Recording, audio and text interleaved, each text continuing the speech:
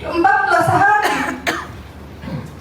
Ini waktu yang tidak singkat terhadap evakuasi jenazah yang ada di lapangan.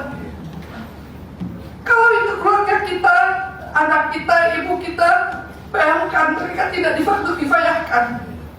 Harusnya lintas untuk bisa mendistribusikan logistik, bantuan, segala itu dulu yang dipikirkan.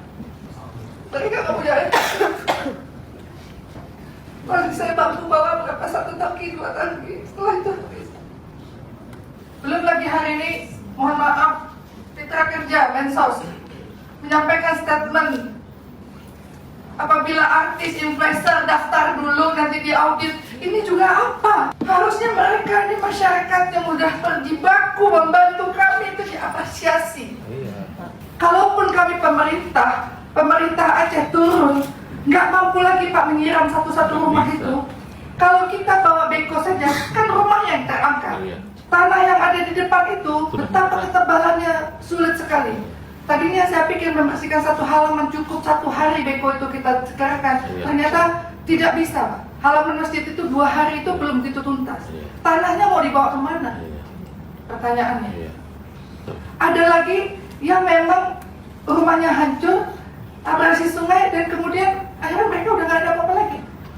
Kalau tadi dicabut tanggap darurat izin, Pak. Evakuasi siapa yang lakukan? Evakuasi itu bisa dilakukan di saat tanggap darurat.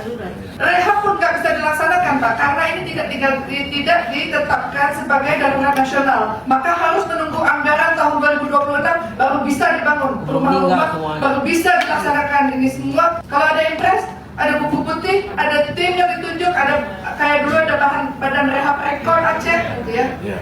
Itu ada perlakuan khusus. Tapi kalau tidak, maka menunggu tahun anggaran dan penggunaannya juga harus menggunakan tender. Nggak bisa penunjukan. Kalau nggak ada, itu akan menabrak banyak aturan. Tingkat bantuan influencer aja lapor audit, konon lagi bantuan yang pemerintah mau dijalankan, itu persoalannya. Maka kalau mau penyelesaian cepat, misalnya cabut tanggap darurat, ada tim yang sudah dibentuk oleh Presiden yang menangani ini secara cepat.